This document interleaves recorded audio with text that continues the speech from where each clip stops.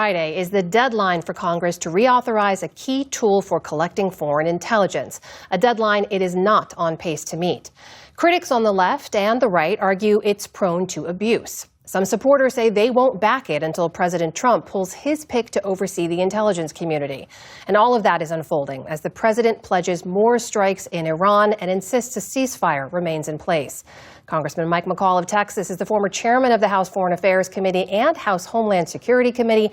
He joins us now. Congressman, welcome back to the show. Thanks for joining us. Yeah, thanks for having me on. So let's start with Section 702 of the Foreign Intelligence Surveillance Act, or FISA. Expires at the end of the week if Congress doesn't reauthorize it. You have worked on FISA applications as a former federal prosecutor. Help us understand the stakes. What's the impact if it's not reauthorized? The stakes are very high. I would say the majority of the presidential briefing, intelligence briefing, comes from FISA collected 702 information. This gives us the ability to see outside the country, threats that could come inside the country. And so what particularly bothers me is to go dark during a time we have a war with Iran, all the threats around the globe, but particularly also, we have the FIFA World Cup games coming up, and also the 250th anniversary events that will happen on the 4th of July. This is a perfect storm. If we go dark right before these games and something happens, there's going to be political blame game all around the Hill, and I think everyone will be at fault for this. We have to get this reauthorized. Well, you've heard objections from Democrats, right? They say they won't reauthorize it until Bill Pulte, who is the president's pick to lead the intelligence agencies, is pulled. I should point out, you have said that you don't believe he's qualified for this role as DNI, Director of National Intelligence. And you've also talked about the immense power that comes with overseeing this FISA program. So why put that program in the hands of someone that you don't think is qualified for the job? Well, I can't speak for the president. I can tell you he is not statutorily qualified. The statute says extensive national security and intelligence background. Mr. Pulte has none of that. I know that Senator Warner has called for the Deputy Director of National Intelligence to assume that role. That individual, Mr. Lucas, has about 20 years in the intelligence community, a former chief of station with the CIA. I think that's the kind of caliber you want in that job. We're just asking for something bad to happen. Am I hearing you right in saying your concerns about going dark right now outweigh putting something as powerful as the FISA program in the hands of someone who's not qualified to lead that role? Is that what you're saying?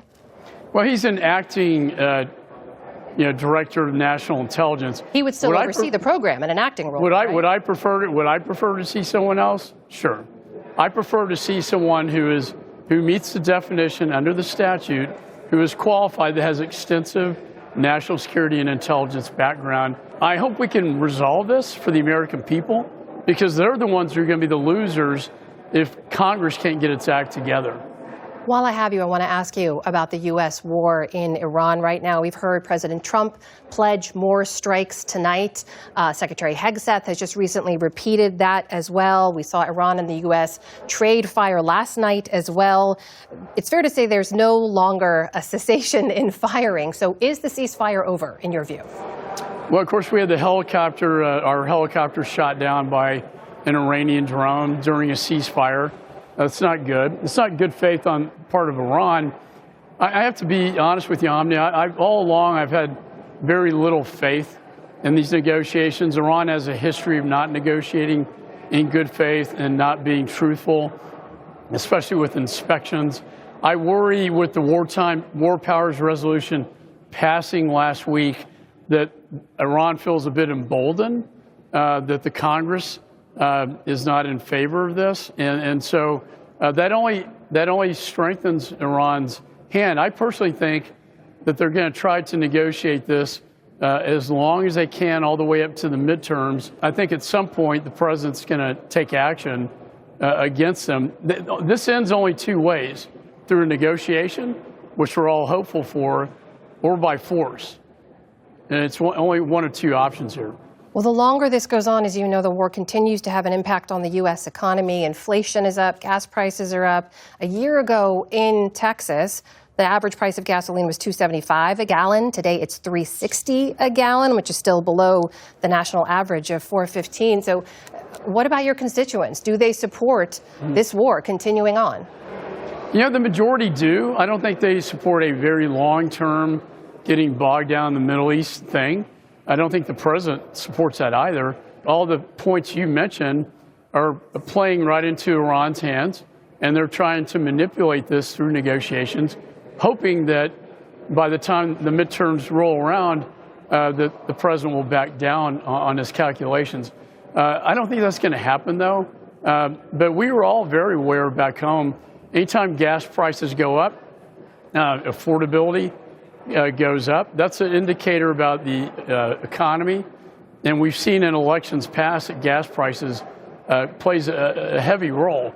The sooner the Straits of Hormuz get open, the better off for everybody. And I hope our allies, despite the rhetoric that's been out there, help join us, because they are the beneficiaries of more than 50% of the energy coming out of the Straits of Hormuz. We are a net gain producer, which means we don't really rely on anything coming out of the Straits. That is Texas Republican Congressman Mike McCaul joining us tonight. Congressman, thank you so much for your time. Please come back again soon. Thanks, Amna. Thanks for having me.